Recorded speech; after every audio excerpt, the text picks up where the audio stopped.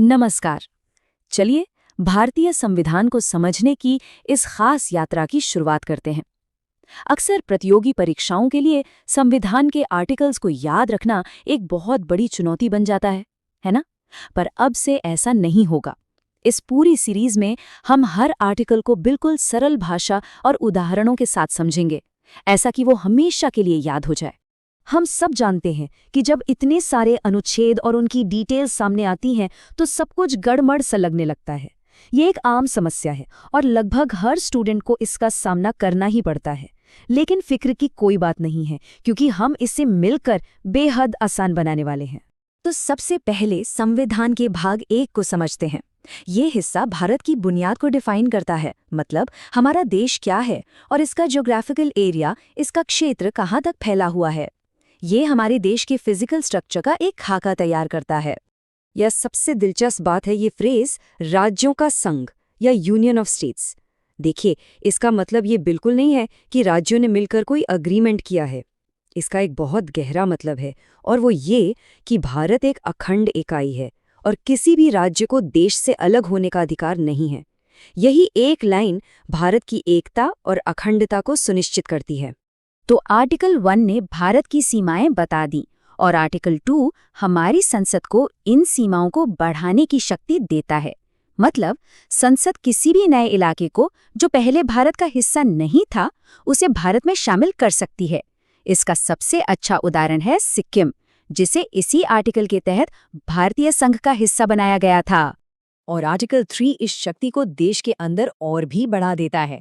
ये संसद को मौजूदा राज्यों को रीऑर्गेनाइज करने का अधिकार देता है। संसद किसी राज्य से एक नया राज्य बना सकती है, जैसे उत्तर प्रदेश से उत्तराखंड बना। वो राज्यों की सीमाओं को या फिर उनके नामों को भी बदल सकती है। यहाँ पर एक बहुत ही जरूरी बात समझने वाली है। आर्टिकल 4 ये साफ करता है कि आर्टिकल 2 और 3 के तहत किए गए बदलावों को संविधान संशोधन नहीं माना जाएगा।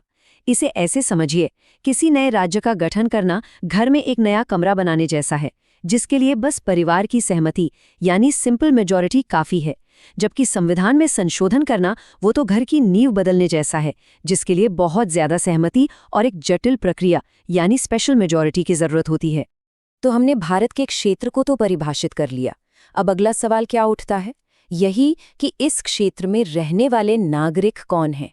और यहीं से संविधान का भाग 2 शुरू होता है, जो सिटीजनशिप यानी नागरिकता के बारे में है।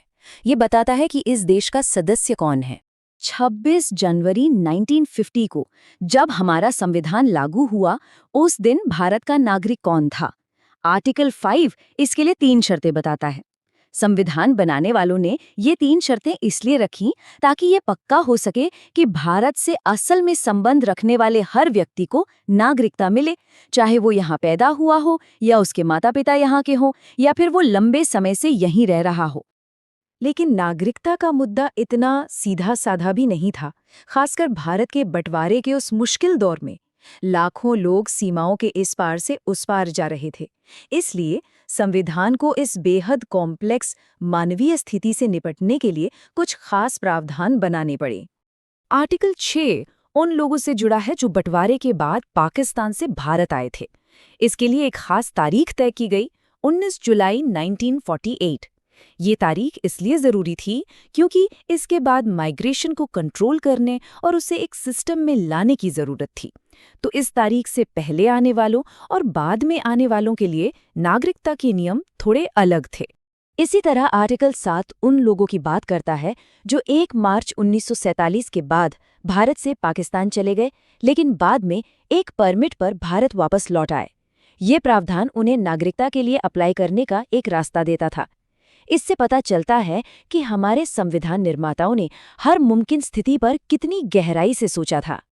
अच्छा, अब उन लोगों का क्या जो भारत से बाहर रह रहे थे पर उनकी जड़ें भारत से जुड़ी थी? सोचिए, किसी के दादा दादी अविभाजित भारत में पैदा हुए थे, लेकिन वो खुद विदेश में रहता है। तो आर्टिकल 8 उसे विदेश में मौजूद इंडियन एम्बेसी में रजिस्ट्रेशन के जरिए भारतीय नागरिकता के लिए आवेदन करने का मौका देता है। ये एक बहुत ही महत्वपूर्ण सिद्धांत है। आर्टिकल 9 भारत में एकल नागरिकता यानी सिंगल सिटीजनशिप का नियम लागू करता है। इसका सीधा सा मतलब है कि कोई भी भारतीय नागरिक एक ही समय में किसी दूसरे देश का नागरिक नहीं हो सकता। जैसे ही कोई अपनी मर्जी से किसी और देश की नागरिकता लेता है, उसकी भारतीय नागरिकता अपने आप खत्म हो जाती है। ये आर्टिकल नागरिकों को एक तरह का भरोसा देता है। इसमें कहा गया है कि अगर किसी को नागरिकता मिल गई है तो वो बनी रहेगी। इसे सिर्फ संसद द्वारा बनाए गए किसी कानून के तहत ही छीना जा सकता है, किसी और तरीके से नहीं। ये प्रावधान नागरिकों को एक सुरक्षा देता है कि उनकी नागरिकता मनमाने ढंग से नहीं छीनी जा सकती। तो संविधान लागू होने के समय नागरिकता के नियम तो बना दिए गए, लेकिन भविष्य का क्या? समय के साथ हालात बदलते हैं, इसलिए संविधान ने भविष्य में नागरिकता से जुड़े नियम बनाने के लिए भी एक रास्ता खुला रखा। और ये शक्ति दी गई है संसद को आर्टिकल 11 में। ये आर्टिकल हमारी संसद को नागरिकता से जुड़े किसी भी मामले पर कानून बनाने का पूरा अधिकार देता है। और इसी शक्ति का इस्तेमाल करके संसद ने 1955 में नागरिकता अधिनियम यानी सिटीजनशिप एक्ट बनाया था, जो आज भी भारत में नागरिकता के मामलों को रेगुलेट करता है। तो हमने ये देख लिया कि भारत का क्षेत्र क्या है और इसके नागरिक कौन है, लेकिन नागरिकता का असली मतलब क्या है? एक नागरिक होने के नाते ऐसे कौन से खास अधिकार मिलते हैं जो किसी और को नहीं मिलते? ये सवाल हमें सीधे हमारे अगले सबसे जरूरी विषय यानी मौलिक अधिकारों की ओर ले जाता है। हमारे संविधान में एक हिस्सा है जिसे भारत का मैग्ना कार्टा कहा जाता है। ये हैं हमारे मौलिक अधिकार यानी फंडामेंटल राइट्स। आप इन्हें हर नागरिक के लिए एक सुरक्षा कवच, एक ऐसी ढाल समझिए जो हमें राज्य की ताकत से बचाती है। तो चलिए आज इस ढाल की हर एक परत को खोलकर समझते हैं। सबसे पहला और सबसे जरूरी सवाल, ये जो ढाल है, ये जो सुरक्षा कवच है, ये हमें बचाता किससे है? इसका बहुत सीधा सा जवाब है राज्य से। पर ये राज्य है क्या? क्या ये सिर्फ सरकार है? नहीं, संविधान इसे बहुत विस्तार से बताता है। देखिए, ये बात बहुत दिलचस्प है कि अनुच्छेद 12 के मुताबिक राज्य का मतलब सिर्फ केंद्र या राज्य सरकारें नहीं है। इसके दायरे में भारत की संसद, राज्यों के विधानमंडल, यहाँ तक कि हमारी नगरपालिकाएं, पंचायतें और तो और LIC, ONGC और सेल जैसी सरकारी संस्थाएं भी आती हैं। मतलब साफ है कि इनमें से कोई भी हमारे मौलिक अधिकारों को हमसे छीन नहीं सकता। तो अब मन में एक सवाल आता है, मान लीजिए राज्य कोई ऐसा कानून बना दे जो इस सुरक्षा कवच को कमजोर करता हो या इसमें छेद कर दे, तो फिर क्या होगा? क्या हमारे पास कोई रास्ता है? जी हाँ, बिल्कुल है। और इसका जवाब हमें मिलता है अनुच्छेद 13 में। आप समझिए, ये हमारे संविधान का एक तरह से गार्डियन है। ये सुप्रीम कोर्ट और हाई कोर्ट को न्यायिक पुनरावलोकन यानी जुडिशियल रिव्यू की शक्ति देता है। इसका मतलब है कि अगर कोई भी कानून मौलिक अधिकारों के खिलाफ जाता है तो अदालतें उस कानून को पूरी तरह से रद्द कर सकती हैं। यही हमारे अधिकारों का असली रक्षक है। चलिए अब इस ढाल की पहली और सबसे मजबूत परत को देखते हैं।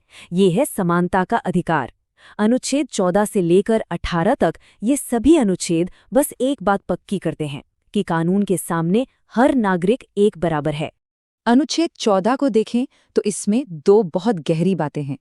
पहली है विधि के समक्ष समता, जिसका सीधा सा मतलब है कि कानून से ऊपर कोई नहीं, और दूसरी विधियों का समान संरक्षण, जिसका मतलब है कि अगर दो लोग एक जैसी परिस्थिति में हैं तो उन पर कानून भी एक ही तरह से लागू होगा, कोई भेदभाव नहीं।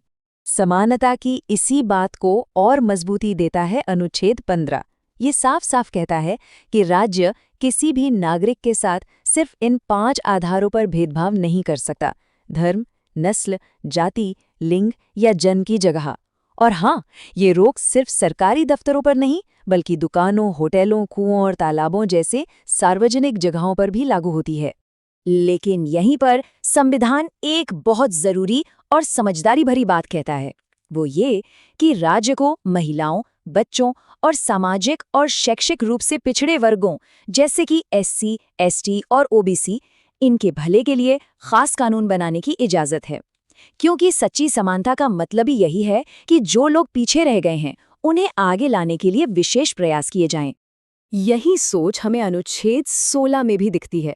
ये अनुच्छेद सभी नागरिकों को सरकारी नौकरियों में बराबर अवसर देने की गारंटी देता है, लेकिन साथ ही समाज के पिछड़े वर्गों के लिए आरक्षण का प्रावधान भी इसी के तहत आता है, ताकि वाकई में सबको बराबरी का मौका मिल सके। अब आता है अनुच्छेद 17, जो भारतीय समाज की एक बहुत बड़ी बुराई पर सीधा और मजबूत वार करता है। ये कहता है अस्पृश्यता यानी छुआछूत का अंत किया जाता है। छुआछूत को किसी भी रूप में मानना या उसे बढ़ावा देना एक दंडनीय अपराध है। Full stop. समानता की इस कड़ी को मजबूती से जोड़ता है अनुच्छेद 18। इसका मकसद है कि समाज में किसी को भी जन्म के आधार पर कोई खास दर्जा न मिले।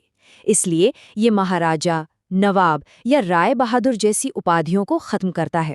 हाँ, सेना या शिक्षा के क्षेत्र में मिली उपाधियां जैसे डॉक्टर या कर्नल वो दी जा सकती हैं। यहाँ तक कि कोई भी भारतीय नागरिक किसी विदेशी सरकार से भी ऐसी कोई उपाधि नहीं ले सकता। तो ये तो हुई समानता की बात। अब अपनी ढाल की अगली परत की तरफ बढ़ते हैं, जो है स्वतंत्रता का अधिकार।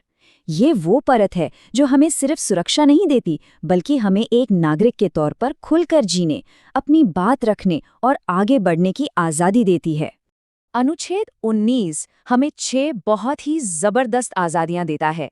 सोचिए, हमें अपनी बात कहने की, अपने विचार रखने की आज़ादी है। हम शांति से बिना हथियारों के इकट्ठा हो सकते हैं। हम अपनी संस्था या यूनियन बना सकते हैं। हम भारत में कहीं भी आ जा सकते हैं, कहीं भी घर बनाकर बस सकते हैं और अपनी मर्जी का कोई भी काम, पेशा या व्यापार कर सकते हैं। ये आज़ादियां ही लोकतंत्र की जान है।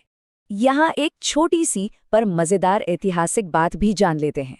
पहले हमारे संविधान में संपत्ति का अधिकार भी एक मौलिक अधिकार था, लेकिन 1978 में 44वें संशोधन के जरिए इसे मौलिक अधिकारों की लिस्ट से हटा दिया गया। अब यह सिर्फ एक कानूनी अधिकार है। अब हम अपनी ढाल के एक ऐसे हिस्से की बात करेंगे जो बहुत ज्यादा जरूरी है, क्योंकि ये उन लोगों की भी रक्षा करता है जिन पर कोई आरोप लगा है। अनुच्छेद 20 ये पक्का करता है कि कानूनी प्रक्रिया हमेशा निष्पक्ष और न्यायपूर्ण हो। इसका पहला सुरक्षा नियम है no ex post facto law. अब ये सुनने में थोड़ा मुश्किल लग सकता है, पर इसका मतलब बहुत सीधा है। मतलब ये कि किसी व्यक्ति को किसी ऐसे काम के लिए सजा नहीं मिल सकती जो उस काम को करते समय अपराध था ही नहीं। कानून को पिछली तारीख से लागू करके सजा नहीं दी जा सकती। दूसरा नियम है नो जेपडी। इसका भी मतलब बहुत सरल है, एक गुनाह की एक ही सजा। किसी भी व्यक्ति पर एक ही जुर्म के लिए 2 बार केस नहीं चलाया जा सकता और ना ही उसे 2 बार सजा दी जा सकती है। और तीसरा और शायद सबसे मशहूर संरक्षण है नो सेल्फ इंक्रिमिनेशन।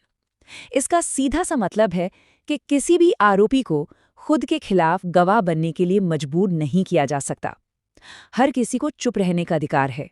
ये निष्पक्ष सुनवाई का सबसे बड़ा सिद्धांत है। तो इस कवच का जो दिल है, जो इसका केंद्र है, वो है अनुच्छेद 21। देखिए, ये सिर्फ कोई कानून नहीं है, ये जिंदगी की गारंटी है। ये साफ साफ कहता है कि कानून की एक तय प्रक्रिया के बिना किसी भी व्यक्ति की जान या उसकी निजी आज़ादी नहीं छीनी जा सकती। और सबसे कमाल की बात यह है कि ये सुरक्षा सिर्फ भारत के नागरिकों के लिए नहीं, बल्कि हर उस इंसान के लिए है जो भारत की धरती पर है।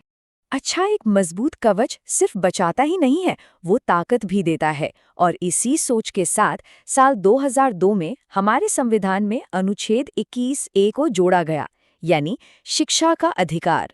ये अधिकार पक्का करता है कि 6 से 14 साल के हर बच्चे को मुफ्त और ज़रूरी शिक्षा मिले।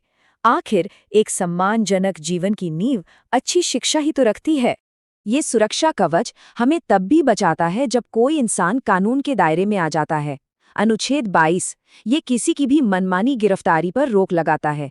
इसके तहत 3 बड़े सुरक्षा उपाय हैं।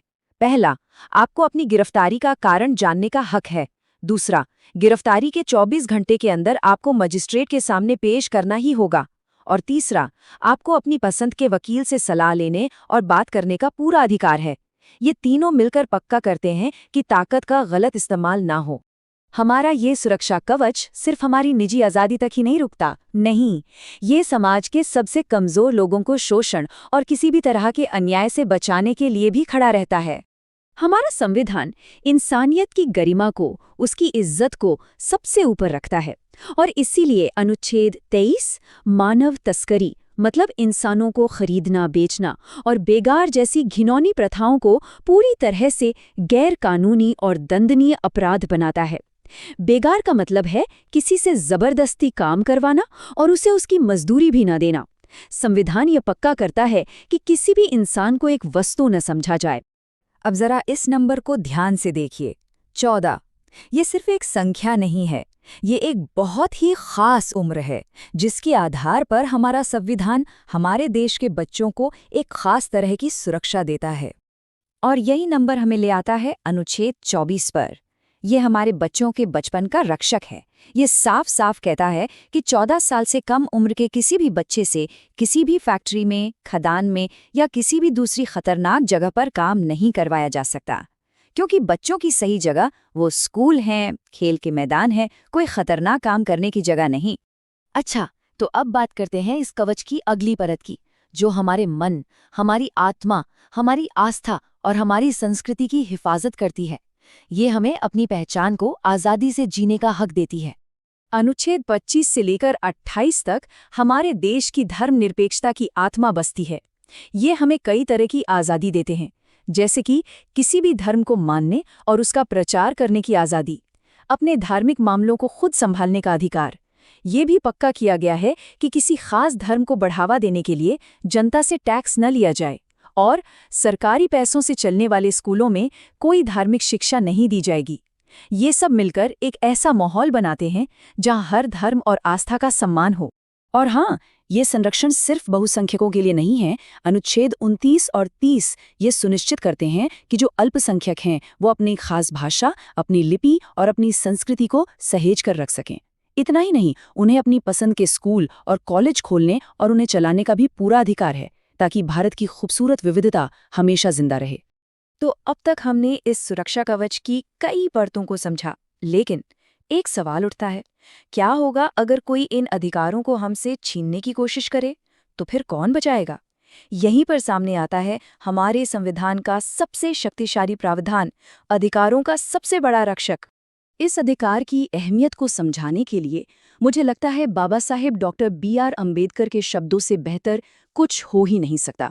उन्होंने अनुच्छेद 32 को संविधान का हृदय और आत्मा कहा था। और उन्होंने ऐसा क्यों कहा? क्योंकि जरा सोचिए, बिना इस एक अधिकार के बाकी सारे अधिकार सिर्फ कागज पर लिखे अच्छे अच्छे शब्द रह जाते। अनुच्छेद 32 हर नागरिक को ये जबरदस्त ताकत देता है कि अगर उसके किसी भी मौलिक अधिकार का हनन होता है तो वो इंसाफ के लिए सीधा सुप्रीम कोर्ट का दरवाजा खटखटा सकता है। यही वो अधिकार है जो हमारे सुरक्षा कवच को असलियत में काम करने लायक बनाता है। तो सवाल ये है कि सुप्रीम कोर्ट इन अधिकारों की रक्षा करता कैसे है? वो करता है रिट जारी करके। ये एक तरह के खास अदालती हुक्म होते हैं। ये 5 तरह के हैं और हर एक का एक खास मकसद है। जैसे बंदी प्रत्यक्षीकरण यानी हेबियस कॉर्पस रिट के जरिए अदालत किसी को भी गैर कानूनी हिरासत से छुड़वा सकती है, या परमादेश यानी मैंडेमस रिट के जरिए किसी सरकारी अधिकारी को उसकी ड्यूटी करने का आदेश दे सकती है। ये रिट वो ताकतवर औजार हैं जिनसे हमारे अधिकारों को लागू करवाया जाता है। अब इस कवच की पूरी तस्वीर को समझने के लिए एक और जरूरी पहलू को जानना होगा। कुछ खास हालात में हमारी संसद के पास इन अधिकारों पर कुछ सीमाएं लगाने की विशेष शक्ति भी होती है।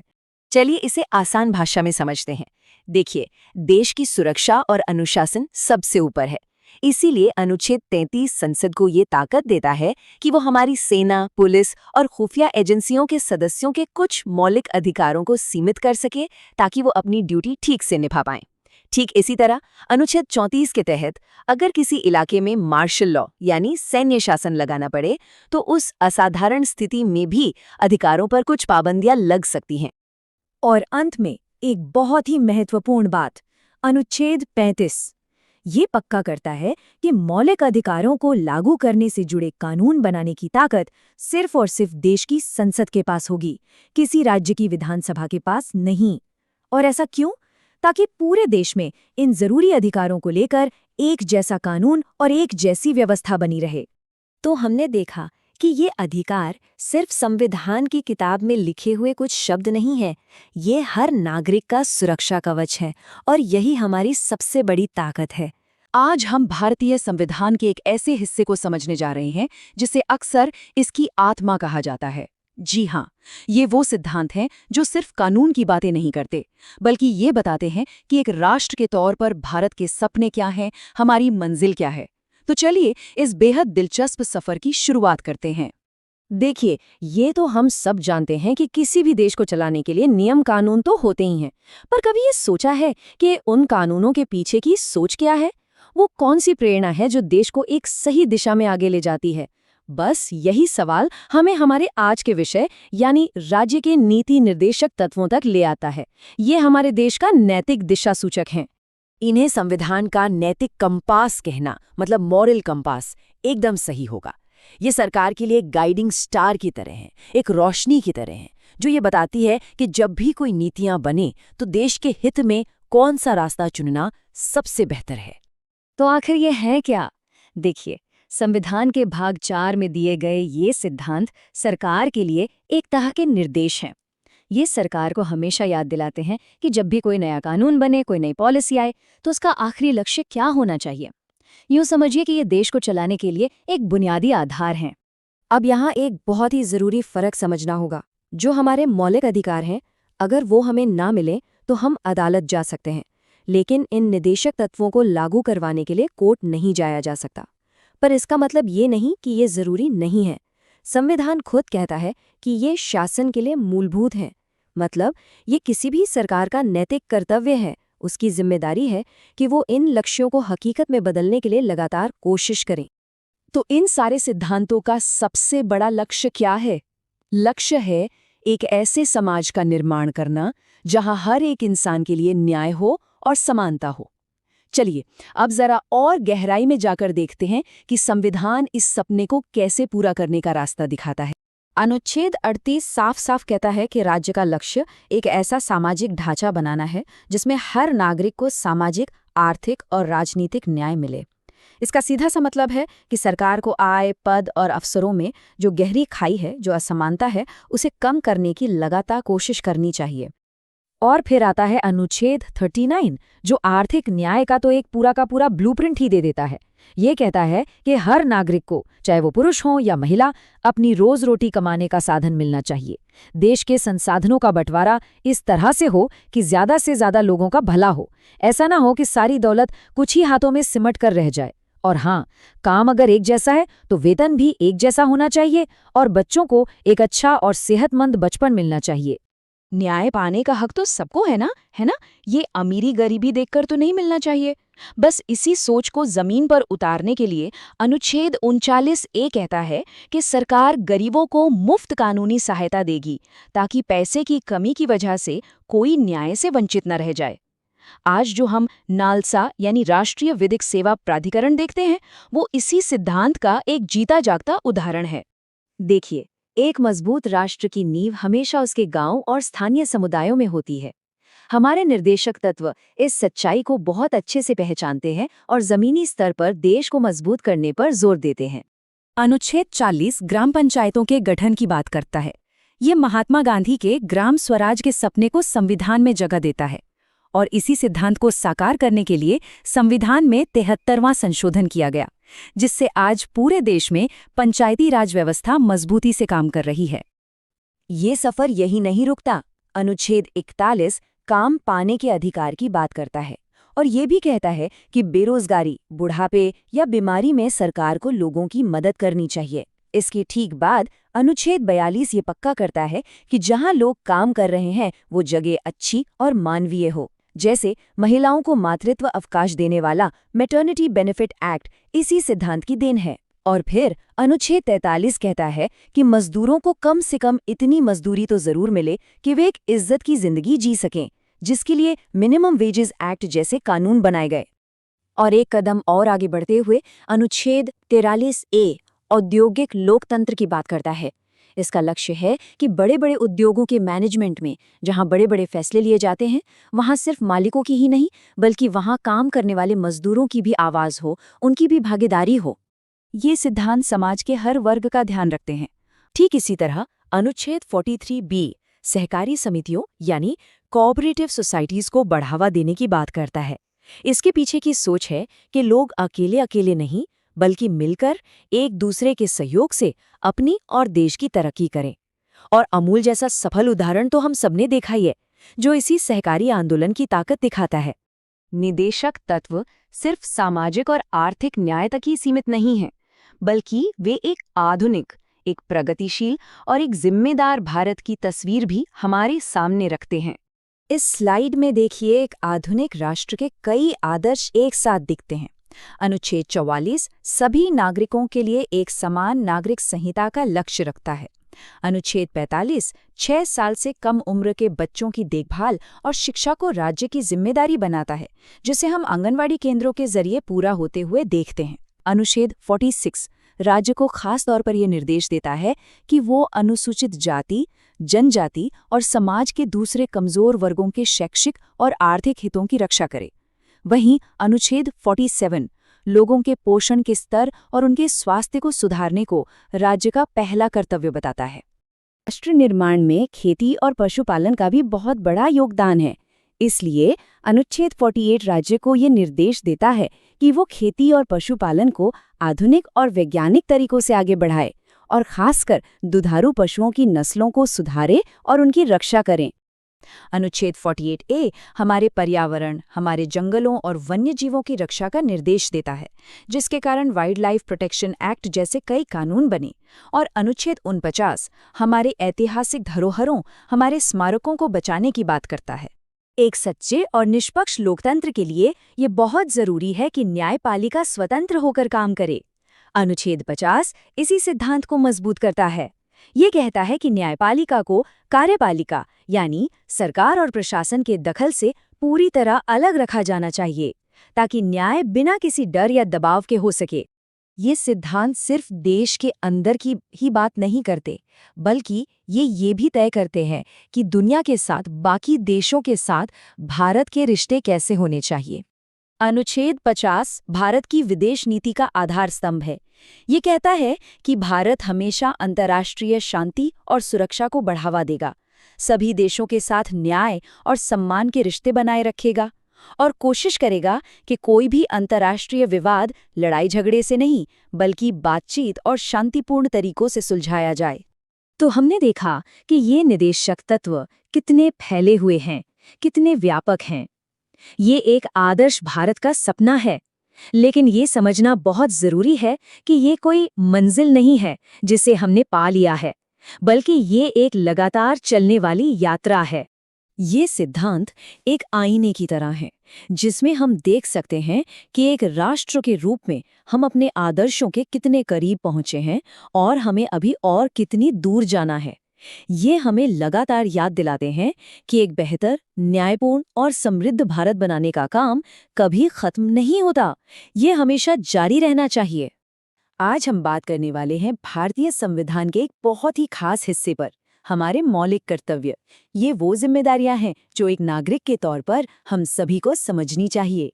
हम सब अपने अधिकारों की बात तो खूब करते हैं, है ना? लेकिन क्या कभी ये सोचा है कि एक नागरिक होने के नाते हमारे कुछ कर्तव्य भी हैं?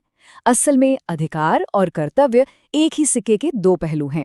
चलिए आज इसी संतुलन को जरा समझते हैं। तो आज हम क्या-क्या देखने वाले हैं? हम जानेंगे कि ये मौलिक कर्तव्य आखिर है क्या, हमारे वो 11 कर्तव्य कौन-कौन से हैं, और ये भी समझेंगे कि ये हमारे संविधान में आए कहाँ से। साथ ही हम इनकी कानूनी स्थिति और हमारे लिए इनकी अहमियत पर भी बात करेंगे।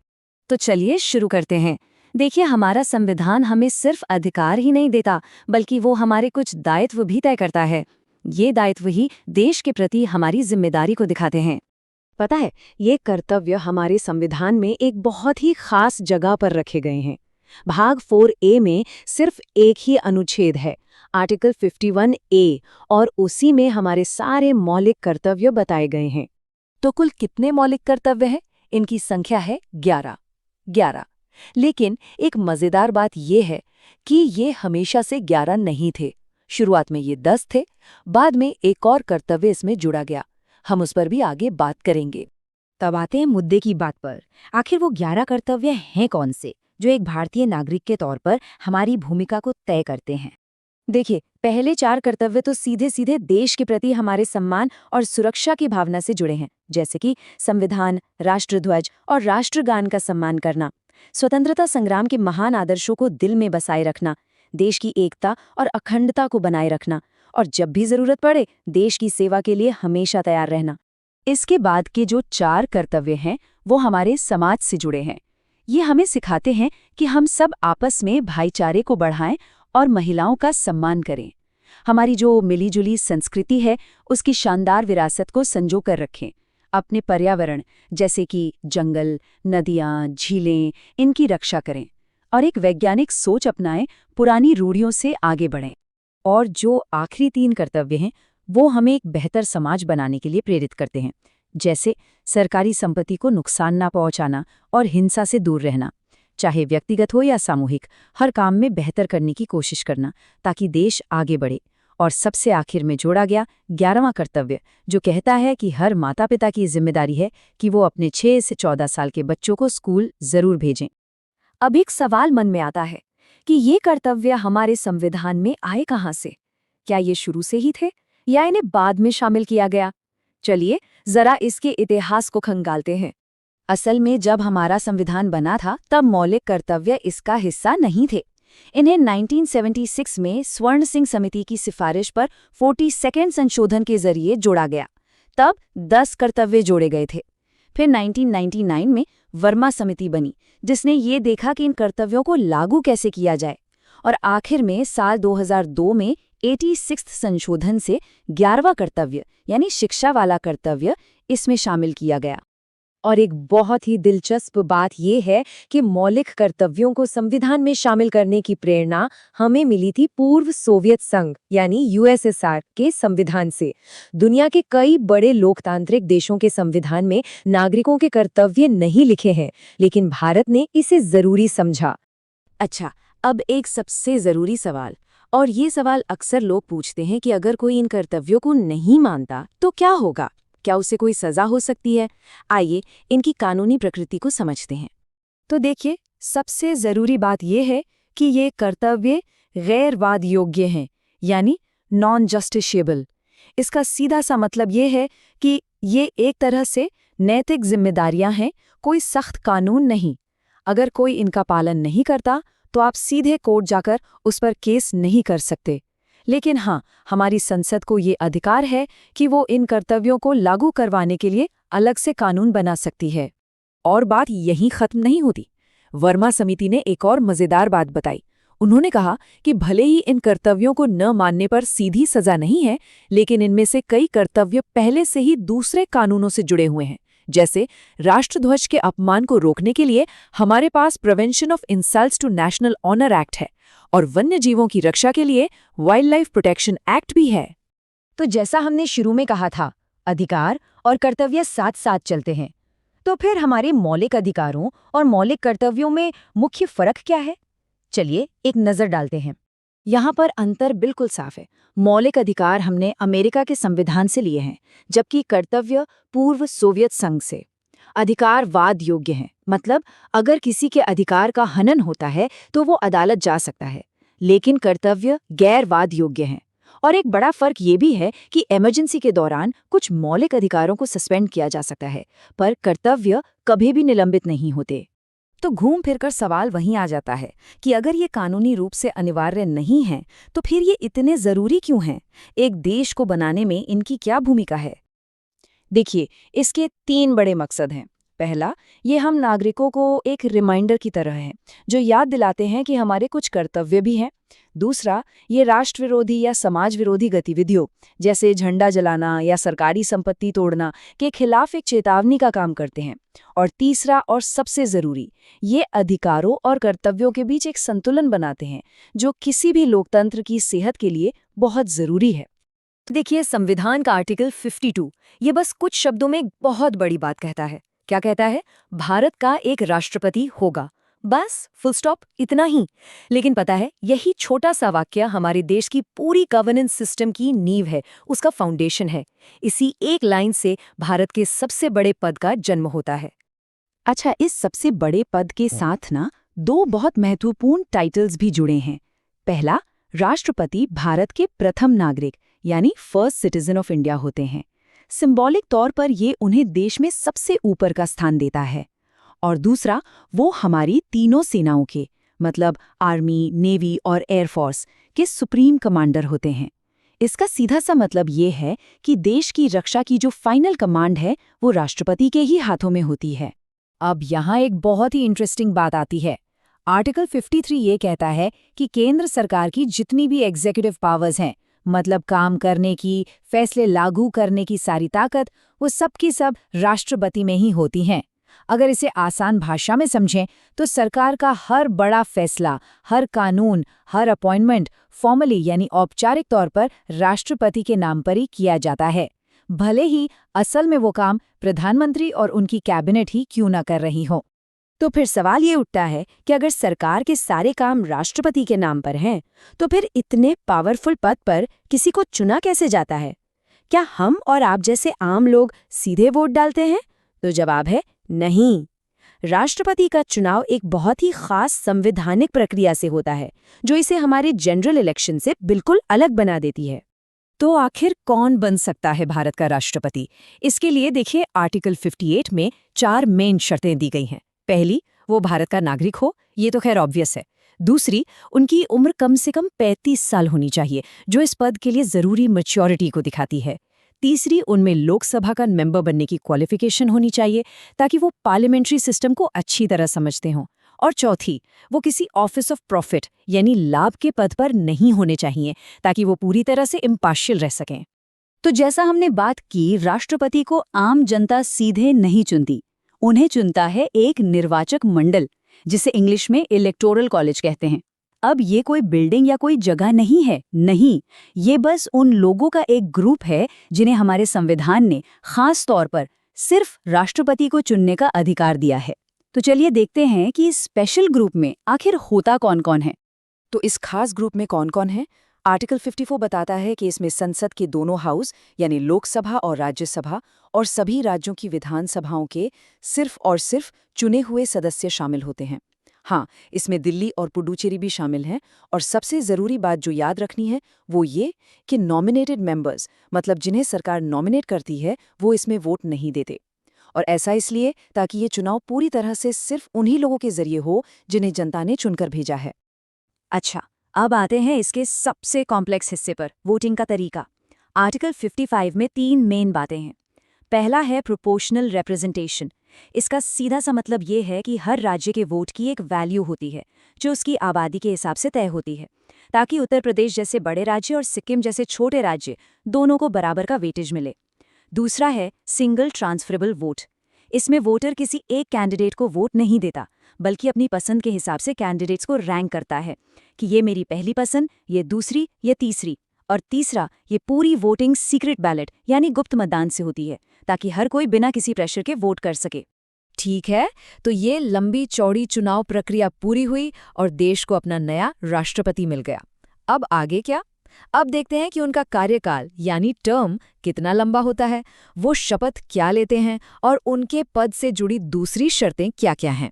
तो देखिए, आर्टिकल 56 के हिसाब से राष्ट्रपति का कार्यकाल जिस दिन वो ऑफिस ज्वाइन करते हैं, उस तारीख से पूरे 5 साल का होता है।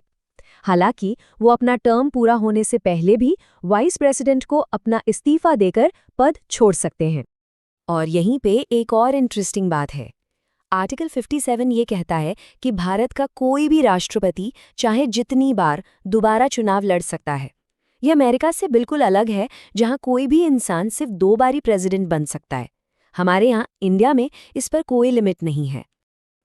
अब अपना पद संभालने से ठीक पहले राष्ट्रपति को एक शपथ लेनी होती है, जिसके बारे में आर्टिकल 60 में बताया गया है। और ये शपथ उन्हें कौन दिलवाता है? भारत के मुख्य न्यायाधीश यानी चीफ जस्टिस ऑफ इंडिया। और अगर मान लीजिए वो किसी वजह से मौजूद नहीं है, तो फिर सुप्रीम कोर्ट के जो सबसे सीनियर जज होते हैं वो ये जिम्मेदारी निभाते हैं। तो ठीक है, कार्यकाल 5 साल का होता है, लेकिन क्या उन्हें समय से पहले हटाया भी जा सकता है? इसका जवाब है हाँ, लेकिन इसकी जो प्रक्रिया है वो इतनी ज्यादा मुश्किल है कि उसे महाभियोग या इम्पीचमेंट कहा जाता है। राष्ट्रपति को उनके पद से हटाना आप समझिए लगभग नामुमकिन जैसा है। इसकी पूरी प्रक्रिया आर्टिकल 61 में दी गई है। ये सिर्फ तभी शुरू हो सकती है जब उन पर संविधान के उल्लंघन जैसा कोई बहुत गंभीर आरोप लगे।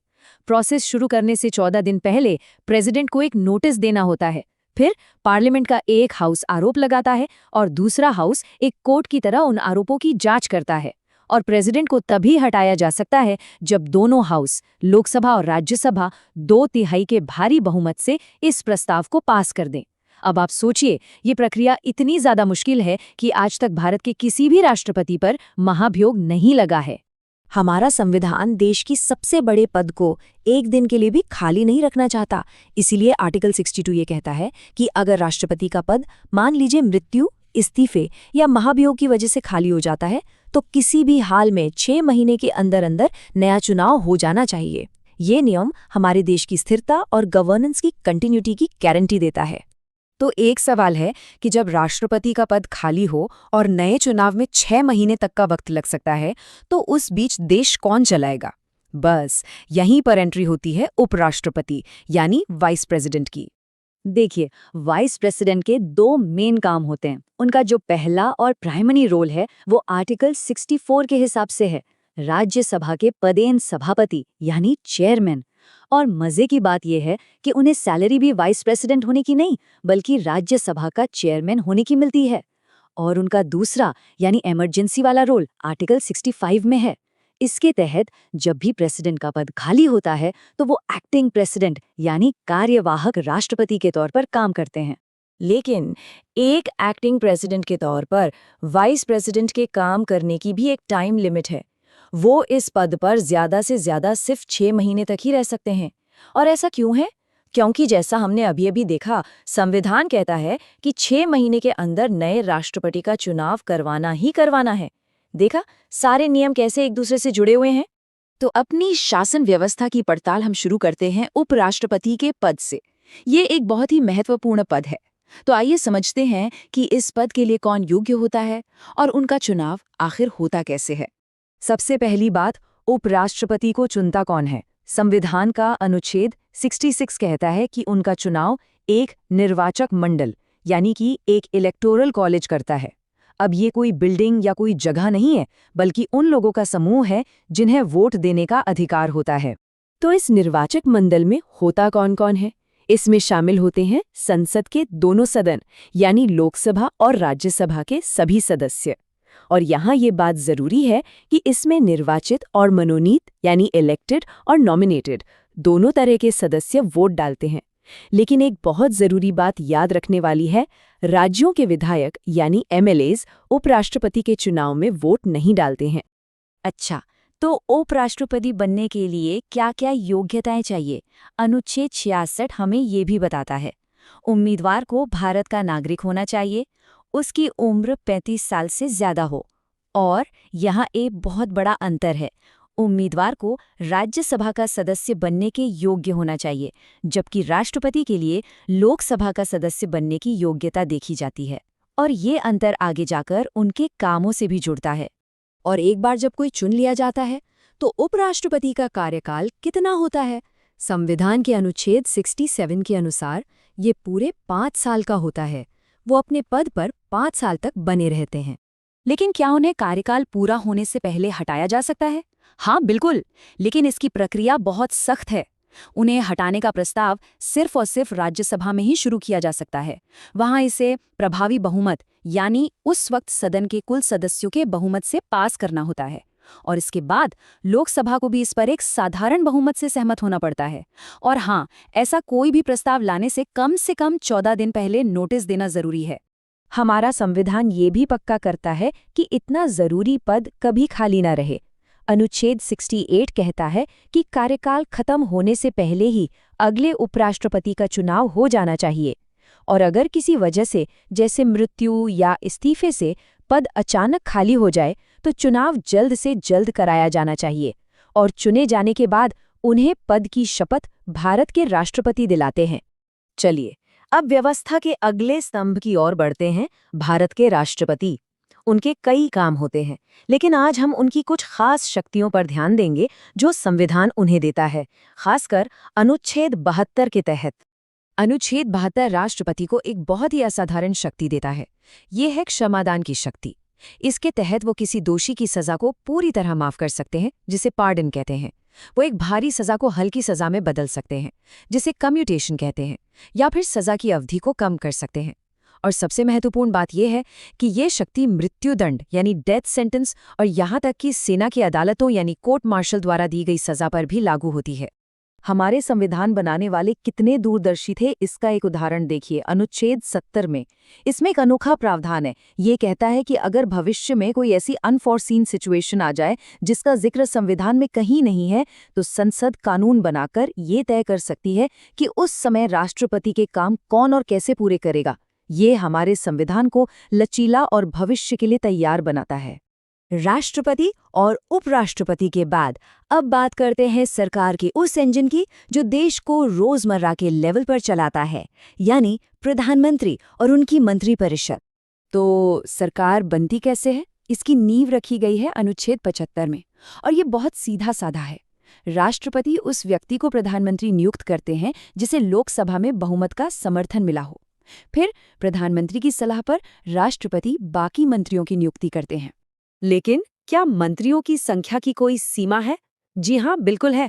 91वें संविधान संशोधन के बाद ये तय कर दिया गया कि मंत्री परिषद की कुल संख्या लोकसभा की कुल सीटों के 15% से ज्यादा नहीं हो सकती।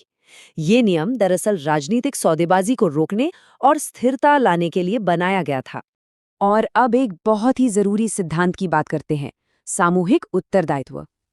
इसका सीधा सा मतलब है कि पूरी मंत्रिमंडल एक टीम की तरह काम करती है। एक कहावत है ना, वे सब एक साथ तैरते हैं और एक साथ डूबते हैं। अगर लोकसभा में सरकार के खिलाफ अविश्वास प्रस्ताव पास हो जाता है तो सिर्फ एक मंत्री को नहीं, बल्कि प्रधानमंत्री समेत पूरी की पूरी सरकार को इस्तीफा देना पड़ता है। प्रधानमंत्री और राष्ट्रपति के बीच बातचीत का एक संवैधानिक पुल भी है। अनुच्छेद 78 के तहत ये प्रधानमंत्री का कर्तव्य है कि वो सरकार के सभी बड़े फैसलों और नए कानूनों के प्रस्तावों के बारे में राष्ट्रपति को जानकारी दें, और अगर राष्ट्रपति कोई खास जानकारी मांगते हैं तो प्रधानमंत्री को वो देनी ही होगी। तो हमने सरकार चलाने वाले स्तंभों को तो देख लिया, लेकिन इस पूरी व्यवस्था को सही और निष्पक्ष तरीके से चलाने के लिए कुछ संरक्षकों यानी गार्डियंस की भी जरूरत होती है। आइए देखें कि संविधान ने ये भूमिका किसे दी है। जरा सोचिए, अगर देश के सबसे बड़े पदों राष्ट्रपति या उपराष्ट्रपति के चुनाव पर ही कोई सवाल उठ जाए तो क्या होगा? हमारा संविधान इसके लिए भी तैयार है। अनुच्छेद 71 साफ कहता है कि ऐसे किसी भी विवाद का फैसला करने का अधिकार सिर्फ और सिर्फ भारत के सर्वोच्च न्यायालय के पास है, और उनका फैसला अंतिम होगा, जिस पर कोई सवाल नहीं उठाया जा सकता। ये चुनावी प्रक्रिया की निष्पक्षता का सबसे बड़ा कवच है। अब सरकार को भी तो कानूनी सलाह की जरूरत पड़ती है ना। ये काम करते हैं भारत के महान न्यायवादी यानी अटॉर्नी जनरल। वो सरकार के मुख्य कानूनी सलाहकार होते हैं जिनकी नियुक्ति राष्ट्रपति करते हैं, और उनकी योग्यता सुप्रीम कोर्ट के जज के बराबर होनी चाहिए, ताकि वो ये सुनिश्चित कर सके कि सरकार के सभी काम कानून के दायरे में ही हों। तो अब देखिए पूरी तस्वीर कैसे साफ हो रही है। भारत का शासन किसी एक व्यक्ति के हाथ में नहीं है, बल्कि इन स्तंभों के एक संतुलित ढांचे पर टिका हुआ है। उपराष्ट्रपति, राष्ट्रपति, प्रधानमंत्री और उनकी परिषद, और फिर कानूनी संरक्षक के रूप में सर्वोच्च न्यायालय और महान्यायवादी। ये सभी मिलकर भारतीय शासन की इस मजबूत इमारत को थामे हुए हैं, जहां हर स्तंभ की अपनी एक तय जगह और एक खास महत्व है। तो आखिर में ये सवाल सोचने वाला है। शक्तियों के इस बंटवारे और संतुलन पर आधारित ये संवैधानिक व्यवस्था, जो दशकों पहले बनाई गई थी, आज के आधुनिक भारत में हमारे लोकतंत्र को कैसे मजबूत और जीवंत बनाए रखती है? इस पर सोचिएगा जरूर।